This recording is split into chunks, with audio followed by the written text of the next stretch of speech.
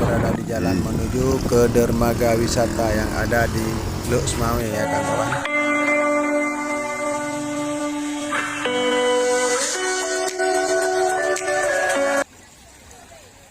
Kami di sore hari ini ya berada di dermaga wisata yang ada di Luk Semawe ya, di dekat pelabuhan Krungruku Aceh. Beginilah suasana dan keindahannya di sore hari ini ya. Keren ya. Karena airnya pun belum pasang, jadi anak-anak ini lagi mandi atau lagi berenang ya.